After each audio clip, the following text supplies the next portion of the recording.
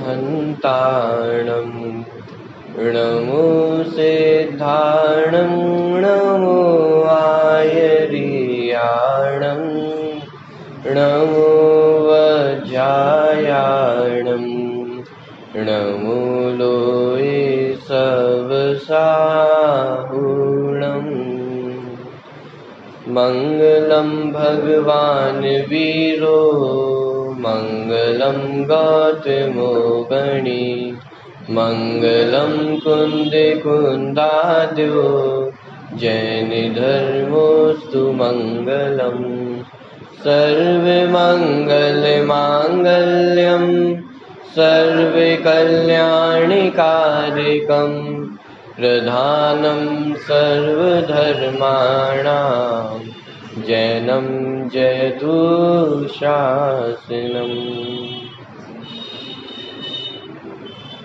उत्तम क्षमा मार्दव आर्जव भाव है, सत्य शौच संयम तप त्याग उपाव है। आकिंचन ब्रह्मचर्य धर्म दश सार है, चहु गति दुख ते काढ़ी मुक्ति करतार है।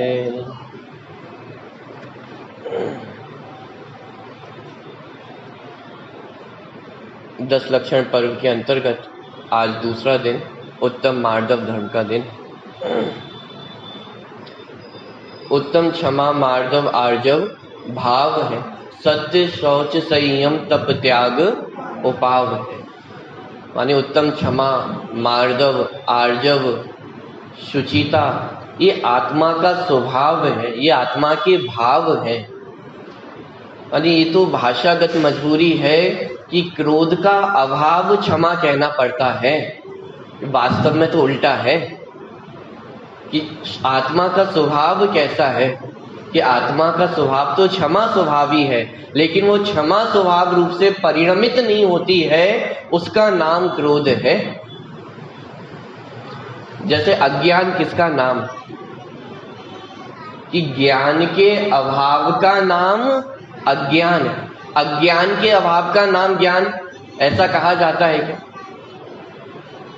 कि ज्ञान के अभाव का नाम क्या कहा जाता है? अज्ञान कहा जाता है। ठीक इसी तरह क्रोध किसका नाम है कि क्षमा के अभाव का नाम क्रोध है, लेकिन समझ में क्रोध के अभाव का नाम क्षमा ये बहुत जल्दी समझ में आ जाता है कि क्षमा किसका नाम कि गुस्सा नहीं होना, क्रोध नहीं होना, इसका नाम क्षमा है। मान का नहीं होना, इसका नाम मार्दव है। लेकिन वास्तविक स्थिति देखी जाए तो उल्टा है। मार्दव नहीं है इसलिए मान कषाय है, सरलता नहीं है इसलिए मायाचारी है, पवित्रता पवित्र स्वभाव है लेकिन उस पवित्रता का लक्ष्य नहीं है, इसलिए बाहर में अपवित्रता दिखाई देती। कि उत्तम क्षमा मार्दव आर्जव भाव है, ये आत्मा के स्वभाव है। सत्य और संयम तप त्याग ये उपाय है, अर्थात कि उस स्वभाव तक पहुंचने की साधन है, ये उपाय है। और आकिंचन और ब्रह्मचर्य ये सारभूत है। मानिए जो 10 दिन हम आराधना कर रहे हैं उनका सार क्या है कि आकिंचन, कि मेरा कुछ भी नहीं है, कि जगत में जो कुछ दिखाई दे रहा है वो मेरा नहीं है। ये 10 धर्मों का सार है। ये 10 दिन जो हमने आराधना की है कि उसका सार क्या निकलना चाहिए कि जगत में मेरा कुछ भी नहीं है। तो साहब जगत में कुछ भी नहीं है तो फिर आपका कुछ है या नहीं है कि ब्रह्मचर्य, कि मैं अपने आप में परिपूर्ण हूँ, मैं शुद्धात्मा ही मैं अपना हूँ, ये शुद्धात्मा ही मेरा है, अन्य जगत में मेरा कुछ भी नहीं है।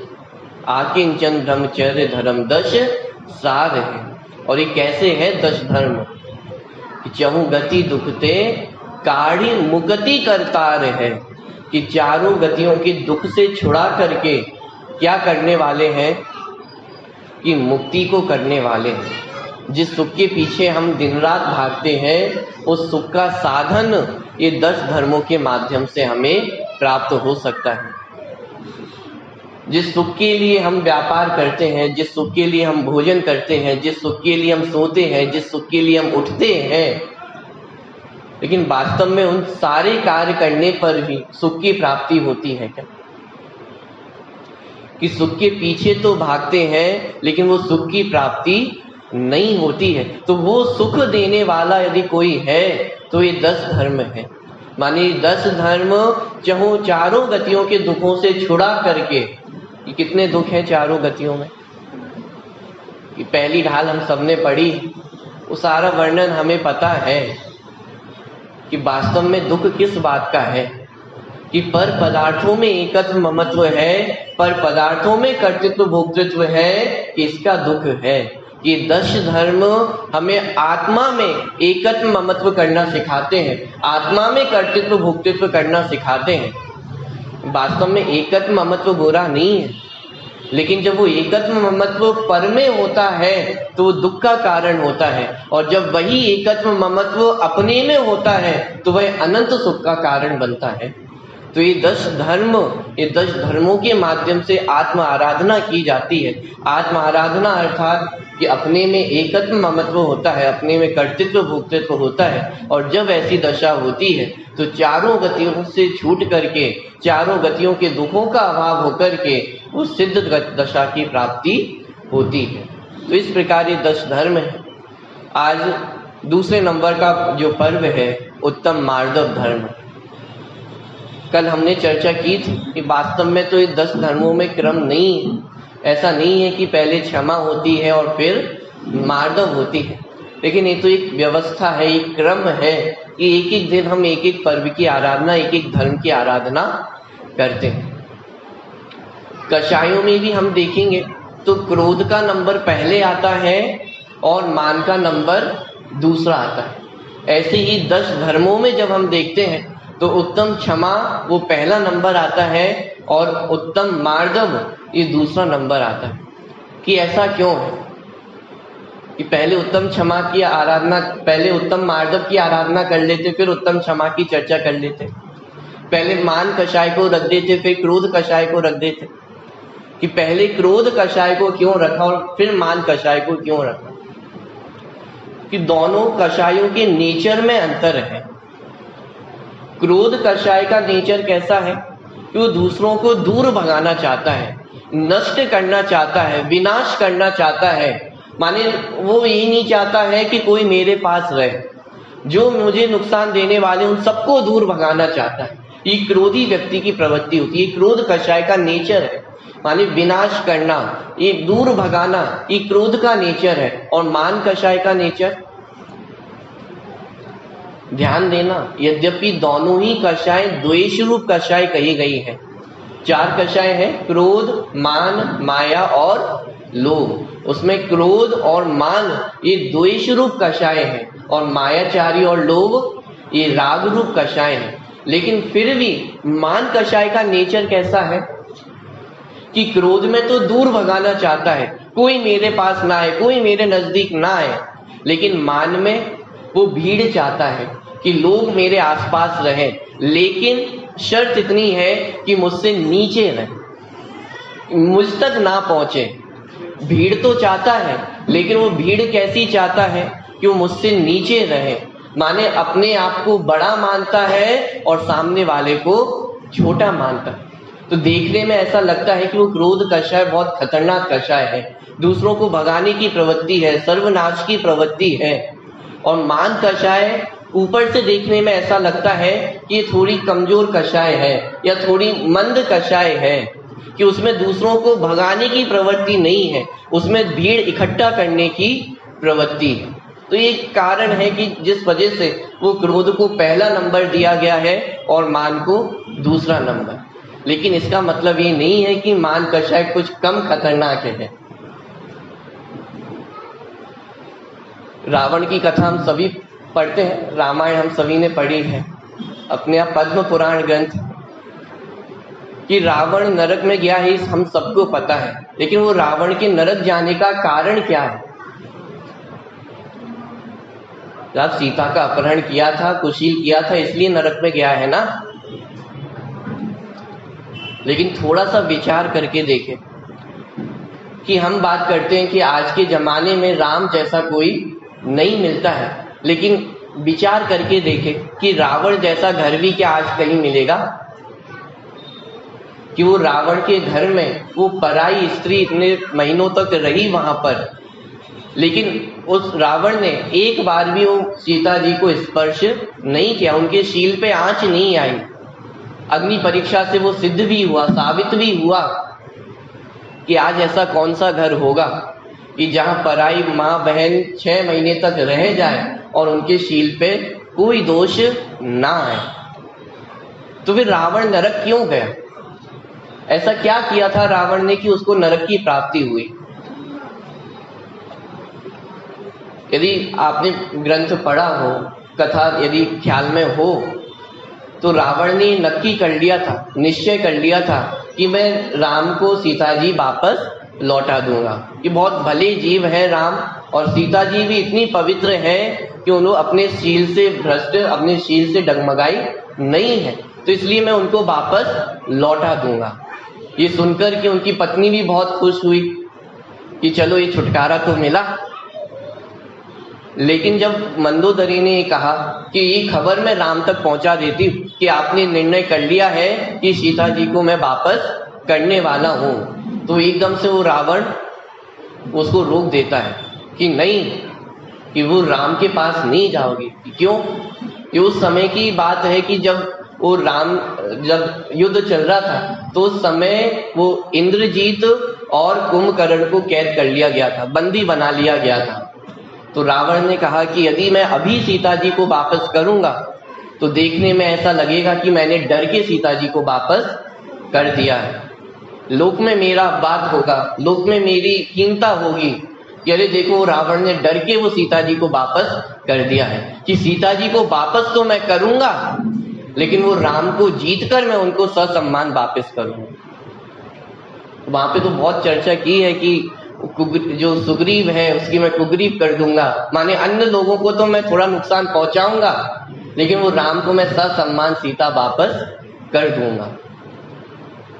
तो ये जो मन में उसका अहंकार था कि वापस करने की तो उसने ठान ली थी, लेकिन कैसे वापस करूंगा?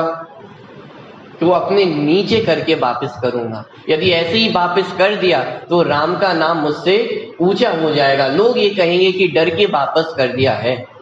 ये वास्तव में वो रावण का अहंकार था, वो रावण का मान था जो उसकी नीच गति का कारण बना। मानिए मान कषाय भी एक मीठे जहर के समान है। मीठा जहर कैसा होगा? मान कोई मीठी वस्तु आपको दी जाए, तो आज के जमाने में बीमारी है डायबिटीज, शुगर हो जाती है, तो मीठा नहीं खा सकते, लेकिन वो स्वाद में तो कैसा लगता है।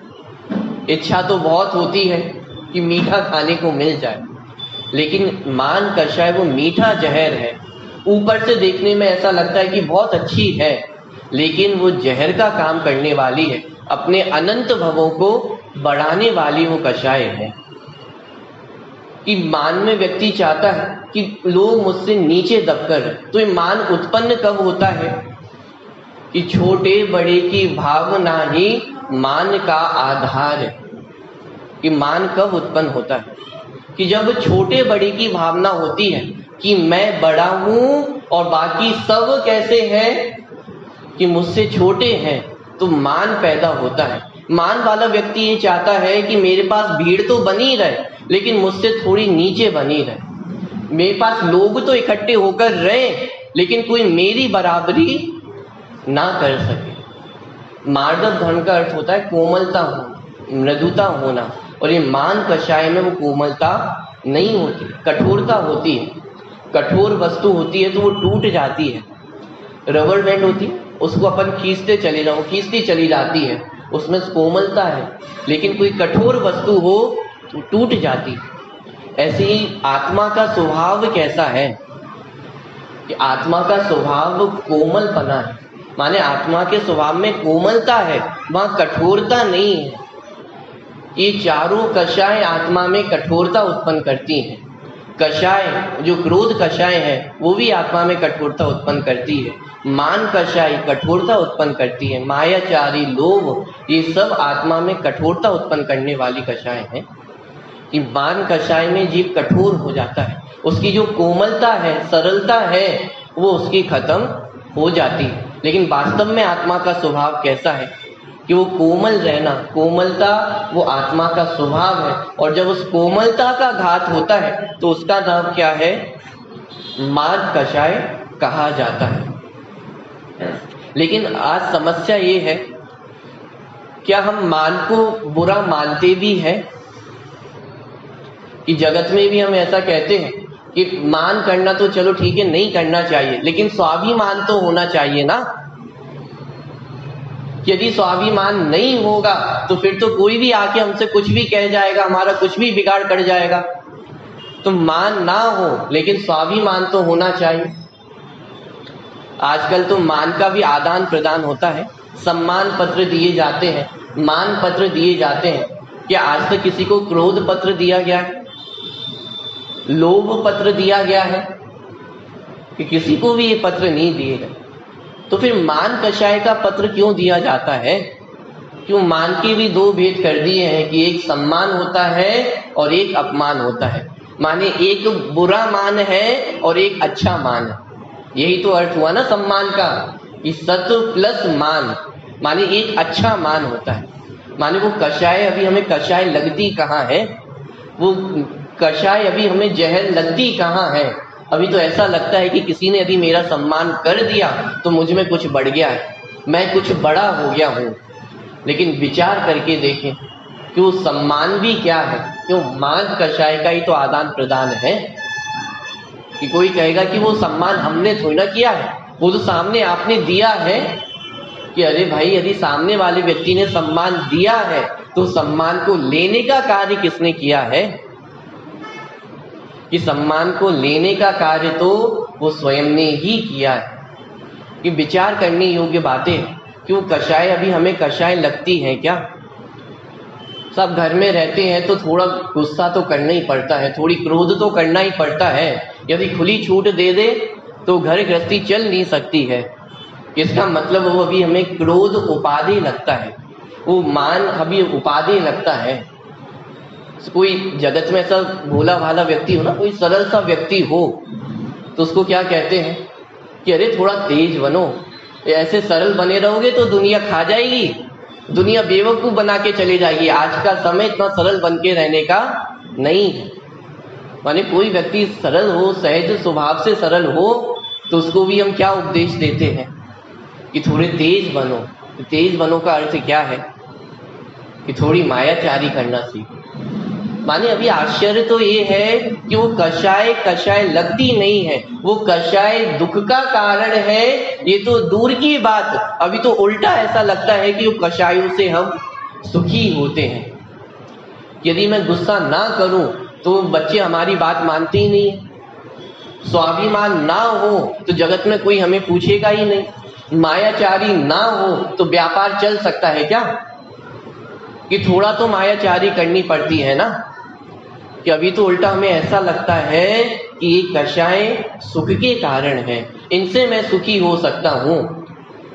कि होना तो सुखी चाहता है, लेकिन उपाय क्या करता है कि जो साक्षात दुख के कारण है, उन कारणों को करके हम क्या होना चाहते हैं?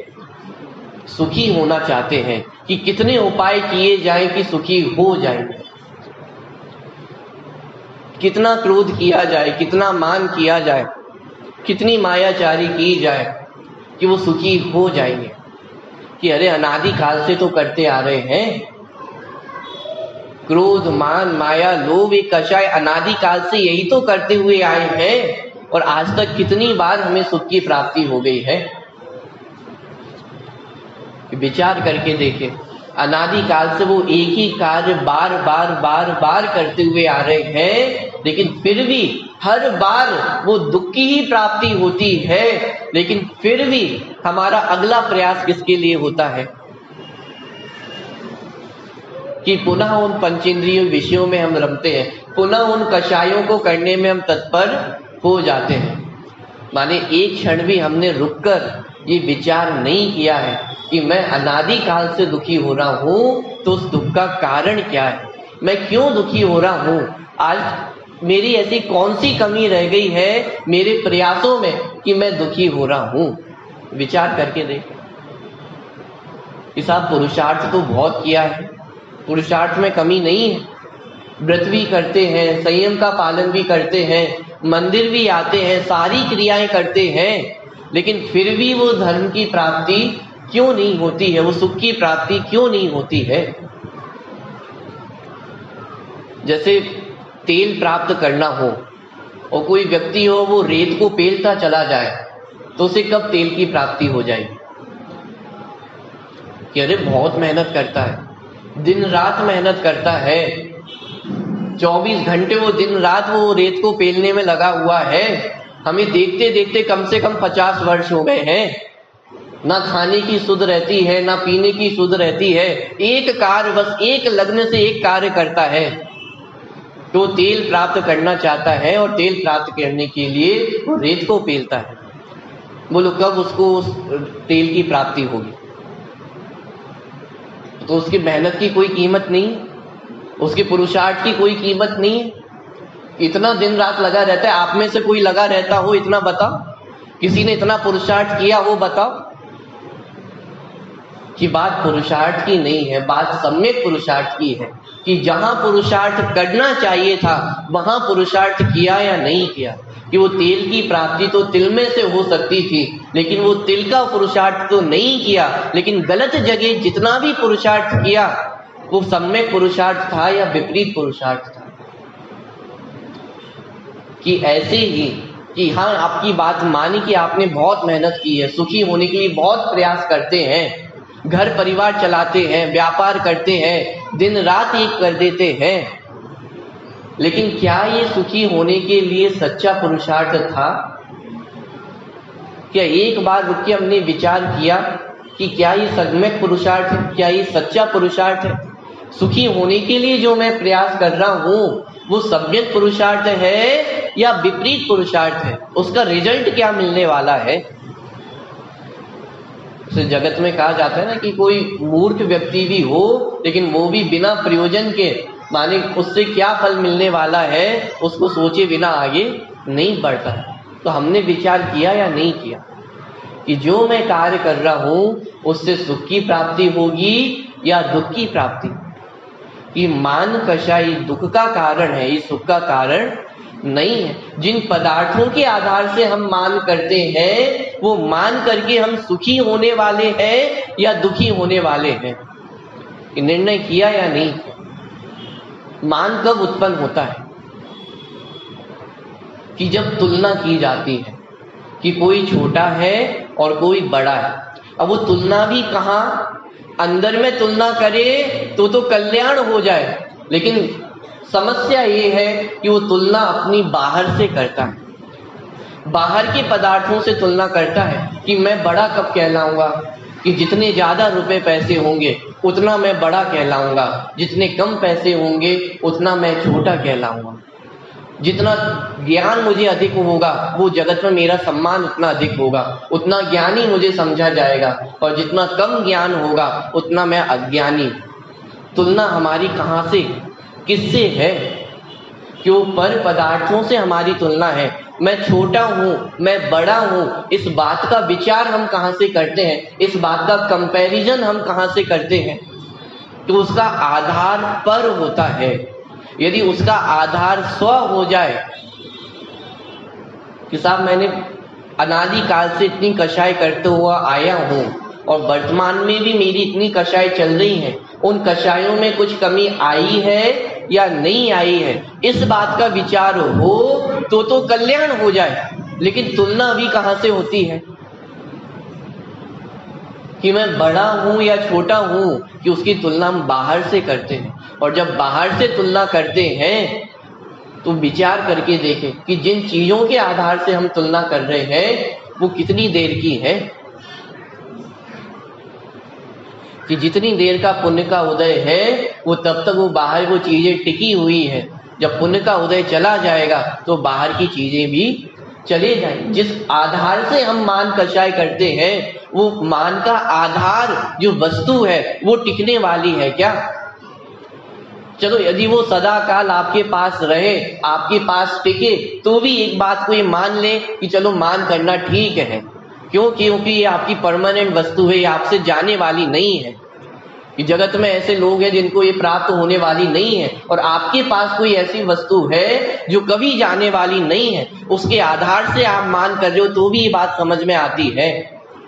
लेकिन ये तो प्रत्यक्ष सिद्ध है कि जगत में किसी की धन दौलत, किसी का बल, किसी का रूप, किसी का ज्ञान आज तक टिका नहीं। किसके आधार से हम मान कर रहे हैं उसका विचार तो करके देखो। मान कषाय भले ही क्रोध जैसी खतरनाक बाहर से दिखाई नहीं देती है, लेकिन वो काम वो क्रोध कषाय जैसा ही खतरनाक करती है। मान के कारण ही क्रोध कषाय होती है। कैसे?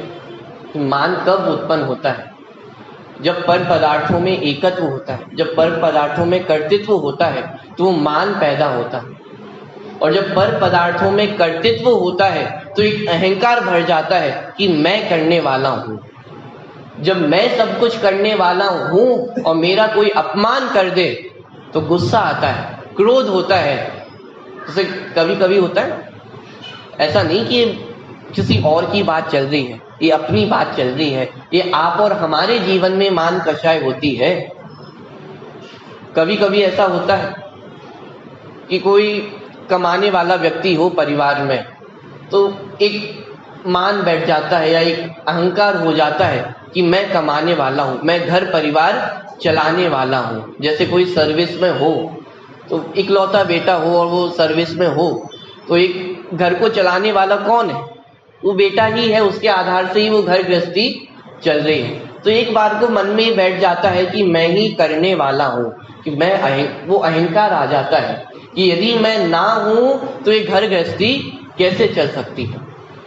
और वैसे ही एक दिन हो, सर्विस में दिन रात हो गई, थोड़ी बॉस ने भी सुना दी हो उस दिन, माने इतनी मेहनत करनी पड़ती है, दिन रात बॉस की भी सुननी पड़ती है, और फिर ऐसा थका हारा घर को आया और कदाचित वो भोजन बना हुआ नहीं मिले।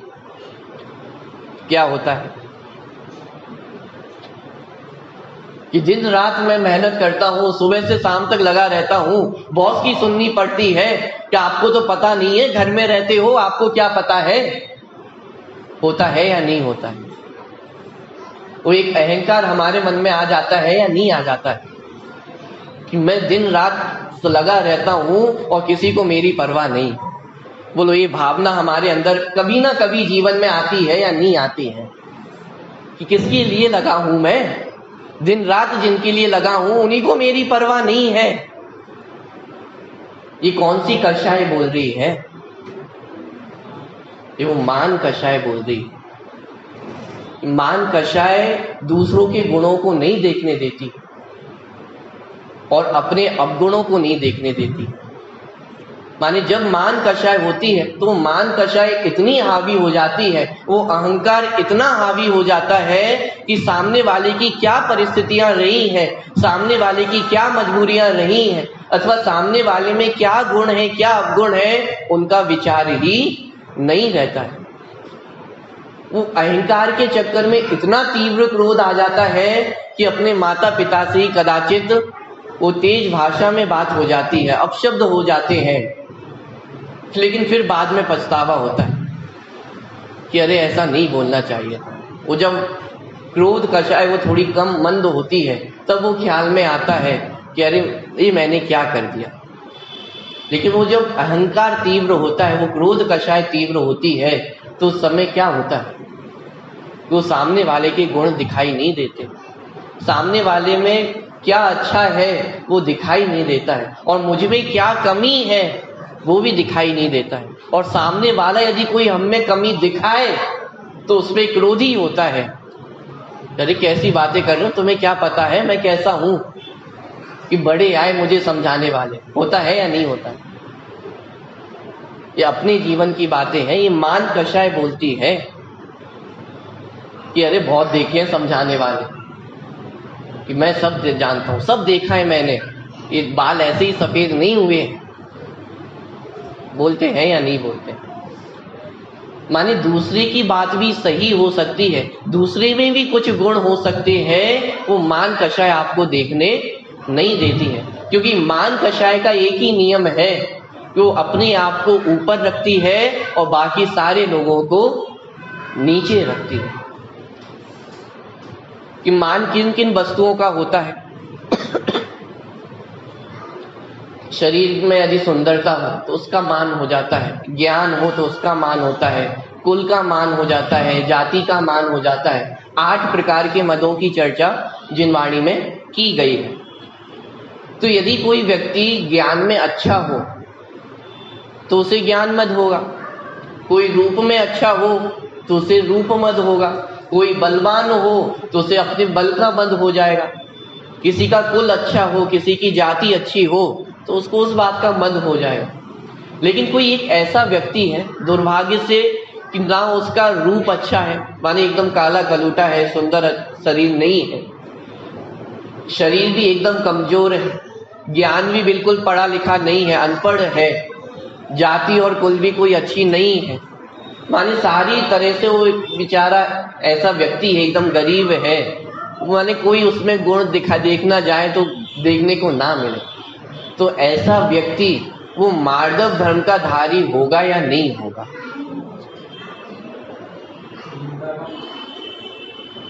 ज्ञान नहीं है उसके पास तो ज्ञान मद कैसे होगा? रुपए पैसे नहीं है उसके पास, धन का मद कैसे होगा? जाति अच्छी नहीं है, कुल अच्छा नहीं है, तो कैसे मद करे वो कि ऐसा व्यक्ति उत्तम मार्दव धर्म का धारी है या नहीं?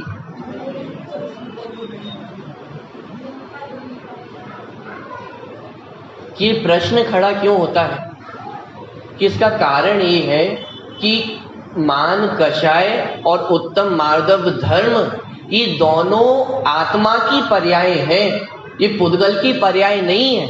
लेकिन जब हम विचार करते हैं तो अपना कंपैरिजन हम कहां से करते हैं कि वो पर पदार्थ के आधार से अपना कंपैरिजन करते हैं। लेकिन ये जो कषाय है, मान कषाय हो या उस मान कषाय के अभाव में प्रकट होने वाला उत्तम मार्दव धर्म हो, ये दोनों ही पर्याय ये आत्मा की पर्याय है, ये पुद्गल द्रव्य की पर्याय नहीं है।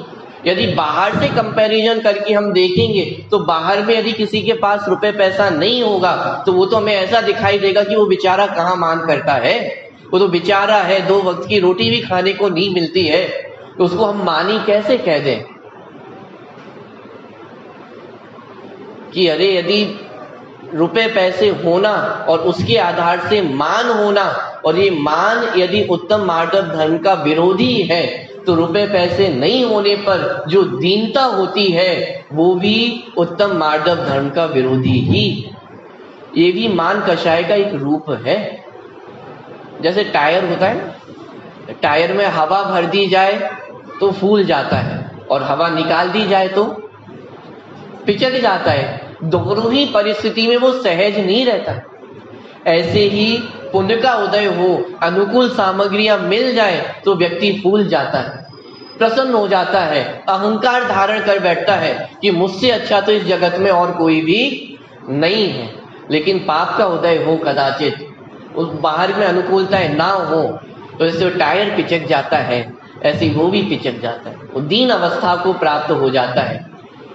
जिस तरह वो मान की अवस्था में जहां अपने आप को अहंकार हो रहा है उसमें भी आत्म स्वरूप को समझा नहीं जा सकता है, ऐसे ही जब दीन अवस्था होती है तो उसमें भी वो आत्मा की कोमलता खंडित होती है। वो दीन अवस्था में भी आत्मा की कोमलता नहीं है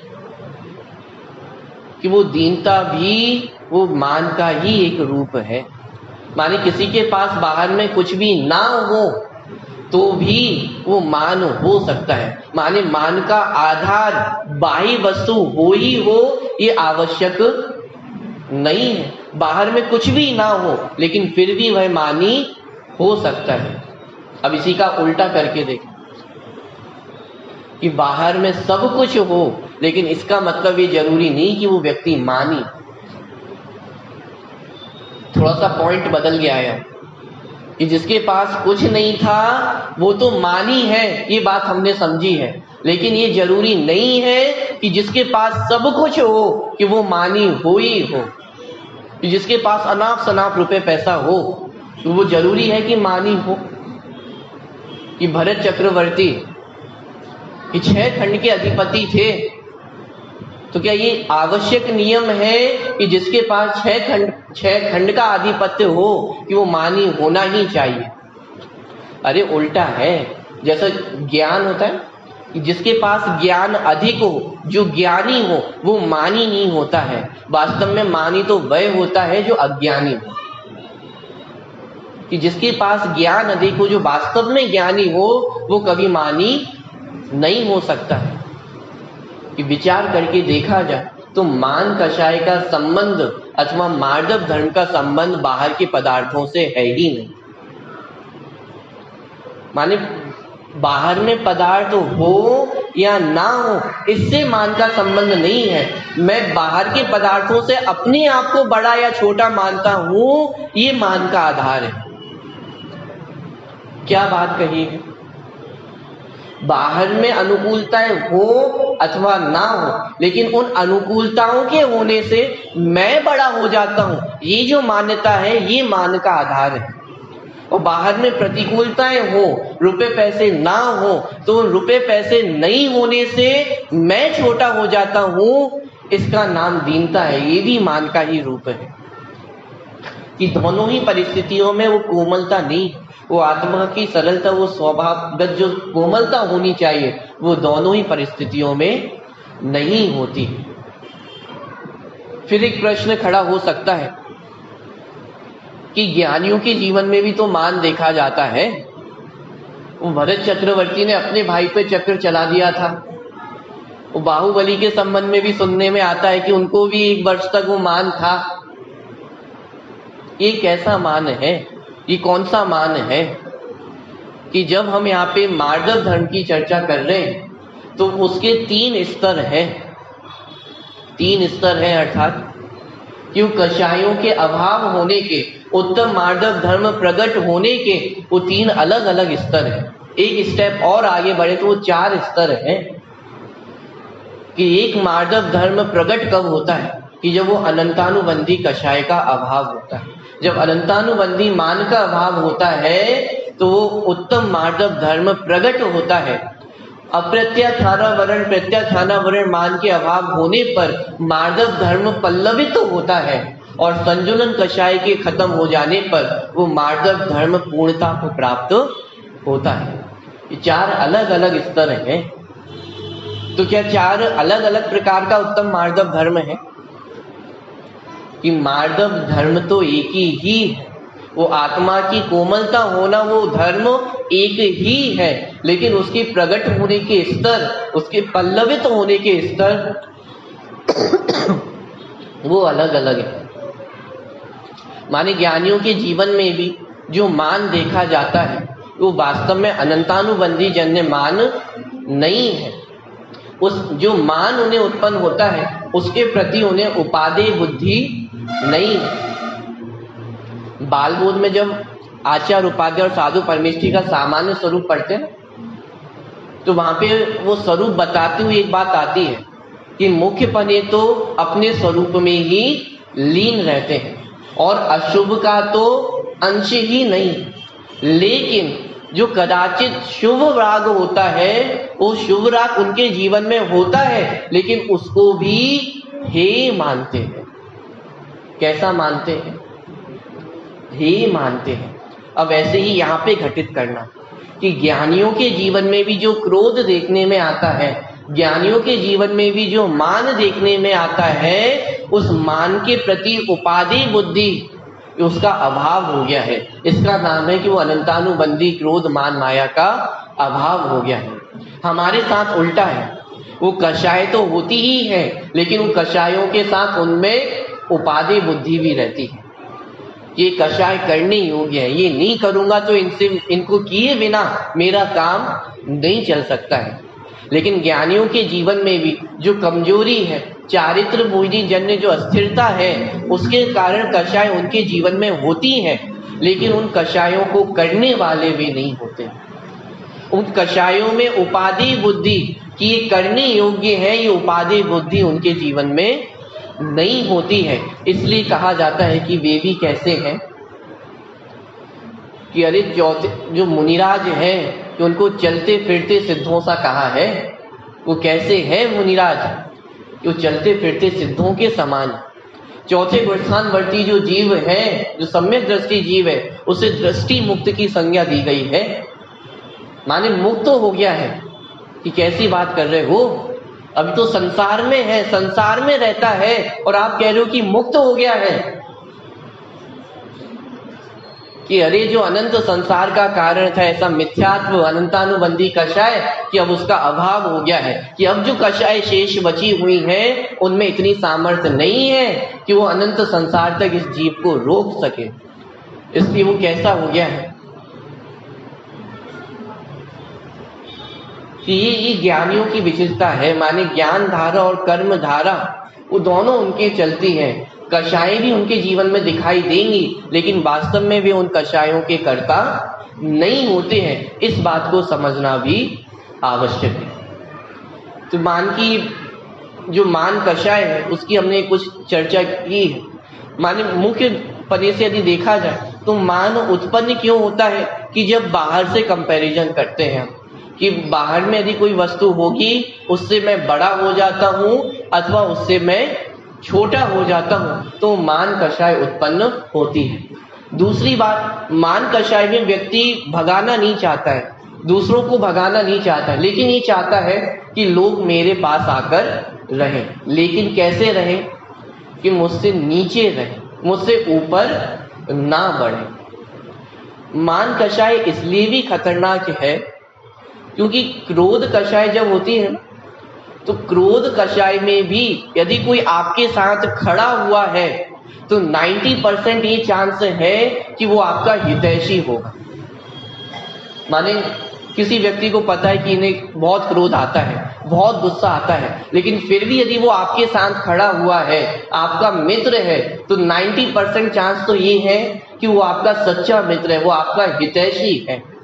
लेकिन मान कषाय में यदि आपके साथ कोई खड़ा हुआ है तो 90% चांस ये है कि वो आपका हितैषी नहीं है, वो आपका शत्रु है।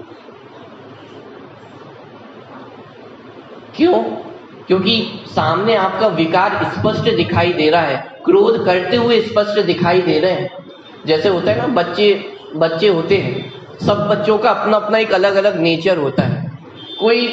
किसी बच्चे का सहज ही ऐसा नेचर होता है कि वो हंसता रहता है, खुश रहता है, और किसी बच्चे का सहज ही ऐसा नेचर होता है कि थोड़ा जिद्दी पना रहता है, छोटी छोटी बात पे गुस्सा आ जाता है। लेकिन फिर भी उसके माता पिता उसके साथ रहते हैं या नहीं रहते, उसका साथ छोड़ देते हैं, किसी से मिलवाते हैं तो क्या ऐसे कहते हैं कि अरे ये तो बहुत परेशान है, क्या बताए दिन रात जिद करता रहता है, या ऐसे कहते हैं कि अरे थोड़ी बहुत गुस्सा कर लेता है, जिद्दी है, लेकिन दिल का बहुत साफ है। ऐसा नहीं है किसी का बुरा करता हो कि बच्चा बहुत अच्छा है, दिल का बहुत साफ है। माने क्रोध कषाय करते हुए भी यदि कोई हमारे साथ खड़ा है तो 90% ये चांस है कि वो हमारा हितैषी हो। लेकिन मान कषाय, वो मान कषाय अपने हितैषियों को दूर करने वाली कषाय है। मानी व्यक्ति के पास कोई नजदीक नहीं आना चाहता है। एक बार को क्रोधी व्यक्ति के पास तो कोई नजदीक आ भी जाए कि अरे एक समय का गुस्सा है, थोड़ा दिन रात गुस्सा करते रहेंगे, क्रोधी व्यक्ति के पास तो एक बार फिर भी कोई आ जाए। लेकिन मानी व्यक्ति, जगत में भी लोग मानी व्यक्ति से दूर जाना चाहते हैं। वो मान आपकी सारी अच्छाइयों पे पर्दा डाल देता है। हो सकता है आपका ज्ञान बहुत अच्छा हो सकता है आपकी जाति बहुत अच्छी हो सकता है आपका कुल अच्छा हो सकता है आपका रूप अच्छा हो सकता है आपकी गादी की कला बहुत अच्छी हो, जगत की अनेकों कलाएं आपके पास हो सकती है। लेकिन यदि एक दुर्गुण है, यदि मान कषाय है, तो आपके सारे गुणों को वो ढक देती। माने मान कषाय आपको अकेला लाकर खड़ा कर देती है। बाहर में तो देखने में लगेगा कि इतनी सारी भीड़ इकट्ठी है, लेकिन वास्तव में देखा जाए तो मानी व्यक्ति इतनी भीड़ में मौजूद होने के बाद भी वो अकेला रह जाता है। माने उसके सन्मार्ग पे आने के चांस वो उतने ही कम होते चले जाते हैं। क्यों? क्योंकि यदि कोई हितैषी व्यक्ति अपने पास होगा तो वो तो कदाचित हमें कभी ना कभी सन्मार्ग पे ला सकता है, वहां तो चांस है कि वो हमें सही मार्ग पर ला देगा। लेकिन यदि कोई हमारे साथ ही खड़ा ना हो, कोई हितैषी हमारे पास ना हो, तो सन्मार्ग पे आने के चांसेस उतने ही कम होते चले जाते हैं। और इसलिए मैंने कहा था कि मान कषाय वो क्रोध कषाय से भी खतरनाक कषाय है। ऊपर से देखने में तो ऐसा दिखेगा कि क्रोध कषाय बहुत खतरनाक कषाय है, लेकिन थोड़ा सा गहराई में जाकर विचार करेंगे तो मान कहीं भी वो क्रोध कषाय से कम नहीं है। तो इस प्रकार हमने अभी उत्तम मार्दव धर्म की चर्चा की है कि मार्दव धर्म कब प्रकट होता है कि क्रोध कषाय के अभाव में मार्दव धर्म प्रकट होता है। माने जब वो आत्मा में कोमलता उत्पन्न होती है, जब उसमें कठोरपना नहीं होता है, अहंकारी व्यक्ति कठोर हो जाता है। अहंकारी व्यक्ति की जो रीढ़ की हड्डी है वो हमेशा टेढ़ी रहती है। माने या तो एकदम फूला हुआ रहेगा, यदि दीन हो जाएगा तो एकदम मोड़ा झुका हुआ रहेगा, लेकिन वो सीधा नहीं रह सकता है। माने वो कोमलता हमारे जीवन में आवश्यक है। यदि सहजता हमारे जीवन में लानी है, वो कोमलता हमारे जीवन में लानी है, तो मान कषाय का अभाव करना आवश्यक है, मान कषाय को छोड़ना आवश्यक है। तो छोड़ने से मान कषाय छूट जाएगी। आज हम यहाँ से प्रतिज्ञा लेकर जाएं कि आज से मैं मान नहीं करूंगा, तो मान कषाय छूट जाएगा। आज से हम ये प्रतिज्ञा करके जाएं कि आज से मैं क्रोध नहीं करूंगा, तो वो क्रोध कषाय छूट जाएगी। कि क्रोध मान कषाय छूटेगी या नहीं छूटेगी इसका तो नहीं पता, लेकिन इतना नक्की है कि एक और नया मान खड़ा हो जाएगा। किसका मान? कि मैंने मान कषाय छोड़ दी है, इसको छोड़ने का मान आपको हो जाएगा। बात समझ में आ रही? कि अभी तक इस बात का मान था कि मेरे पास बहुत रुपए पैसे हैं, और रुपए पैसे को छोड़ दिया तो अब इस बात का मान हो गया कि देखो मैंने इतना सब कुछ छोड़ दिया है। कौन से मुनिराज बड़े होते हैं कि जो 6 खंड की संपदा को छोड़कर मुनि दीक्षा धारण करें, वो बड़े मुनिराज। और जिसके पास 2 वक्त की रोटी भी नहीं थी वो मुनि दीक्षा धारण करे, तो उसमें कौन सी बड़ी बात है? ये हमारे कंपैरिजन का आधार होता है या नहीं होता है? कि अरे विचार करके तो देखो कि ये मार्दव धर्म किसका नाम है। ये बाहर से कंपैरिजन करने वाली चीज नहीं है कि किसने कितना छोड़ा है कि वो उसके आधार से हम निर्णय करें कि कौन मार्दव धर्म का धनी है। अरे किसने अपने पास कितना रखा है, ये मार्दव धर्म का आधार है। क्या मतलब? कितना रखा है इसका मतलब क्या? कितने रुपए पैसे रखे, क्या ये मार्दव धर्म का आधार है? अरे रुपए पैसे रख कौन सकता है? जो रखने योग्य स्वभाव है अपना, जिसने ज्ञान दर्शन स्वभाव को पहचाना है, जिसने जितना अपने स्वभाव में तल्लीन हुआ है, वो उतने मार्दव धर्म का धारी है। मार्दव धर्म का आधार ये नहीं है कि बाहर ने किसने कितना छोड़ा है, कौन कितना बड़ा मुनि है, कौन कितना बड़ा त्यागी है। ये मार्दव धर्म का आधार नहीं है। तो कषायों को छोड़ना है या कषाय छूटेगी? क्रोध को छोड़ सकते हैं या क्रोध छूटेगा? कि अरे वो कषायों को छोड़ना भी आपके हाथों में नहीं है। अभी द्रव्य गुण पर्याय की जब चर्चा चलेगी उसमें ये सारी बातें भी आने वाली है कि कषायों को छोड़ना वो आपके हाथ में नहीं। अरे कषाय को आप करते कब हो जो आप कषायों को छोड़ो? क्रोध आप सोच समझ के करते कि किसी ने मुझे गाली दी तो मुझे इतनी क्रोध करनी है, इतना गुस्सा होना है, बिल्कुल नपा तुला होना चाहिए, इससे ज्यादा नहीं, इससे कम नहीं। ऐसा सोच सोच के क्रोध होता है। कि कभी तो ऐसा होता है कि कोई छोटी सी बात हो और एकदम आग बबूला हो जाते हैं, और कभी कभी बड़ी से बड़ी बात हो जाए तो एकदम शांत रह जाते हैं। कि क्रोध करना आपके हाथों में है क्या? तो फिर हमारे हाथों में क्या है कि वो क्रोध उत्पन्न क्यों होता है, मान कषाय उत्पन्न क्यों होती है? कि जब जीव अपने स्वरूप का लक्ष्य छोड़ करके बाहर में लक्ष्य करता है, जब बाहर में इष्ट अनिष्ट की कल्पना करता है, तो वो क्रोध मान माया लोभ कषाय उत्पन्न होती है। तो हमारा कर्तव्य क्या है कि आज से मैं प्रतिज्ञा लेकर जाता हूं कि क्रोध नहीं करूंगा, मान नहीं करूंगा, कि अरे ऐसी प्रतिज्ञा लेने से वो क्रोध दूर होने वाला नहीं है, ऐसी प्रतिज्ञा करने से मान दूर होने वाला नहीं है। वो क्रोध उत्पन्न क्यों होता है, मान उत्पन्न क्यों होता है, उन कारणों को यदि दूर करेंगे तो बाहर जीवन में सहज ही वो कषाय कम हो जाने वाली है। वो कषाय क्यों उत्पन्न होती है? क्योंकि पर पदार्थों में इष्ट अनिष्ट की कल्पना हमने बनाकर रखी है कि कोई अच्छा है और कोई बुरा है। कोई चीज मुझे प्राप्त हो जाए जिसको मैं अच्छा मानता हूं, तो उससे मैं अहंकार धारण कर लेता हूं कि इसको प्राप्त करके मैं बड़ा हो गया हूं। तो बड़े होने का आधार हमने किसको माना?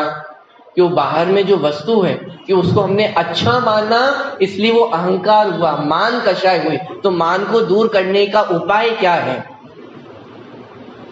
कि आज से मैं सारे रुपए पैसे दूर कर दूंगा, तो मुझे मान बचेगा ही नहीं। तो इस हिसाब से तो ज्ञान मत दूर करने का उपाय क्या है कि ज्ञान नहीं करो तो ज्ञान मद नहीं हो। लेकिन क्या ये बात सही हो सकती है कि मान को दूर करने का उपाय बाहर के पदार्थों को दूर न करना नहीं है, लेकिन बाहर के पदार्थों से जो हमारी बड़े या छोटे की भावना होती है वो मान का आधार है। वास्तव में देखा जाए तो बाहर की संपत्ति पे आपका अधिकार है का? उसका एग्रीमेंट तो वो पुण्य पाप के साथ है। पुण्य का उदय होगा तो बाहर में वो सारी अनुकूल परिस्थितियां होंगी, और पाप का उदय होगा तो लाख उपाय कर लेंगे तो ये बाहर में अनुकूल परिस्थितियां नहीं मिलेंगी। उसका एग्रीमेंट तो पुण्य पाप के साथ है। हमारे करने योग्य कार्य क्या है कि बाहर में जो इष्ट अनिष्ट की कल्पना है, अच्छे बुरे की कल्पना है, उसको छोड़ना। जब बाहर में अच्छे बुरे की कल्पना नहीं होगी तो पर पदार्थ में राग द्वेष नहीं होगा। जब राग द्वेष नहीं होगा तो ये कषाय उत्पन्न नहीं होंगे।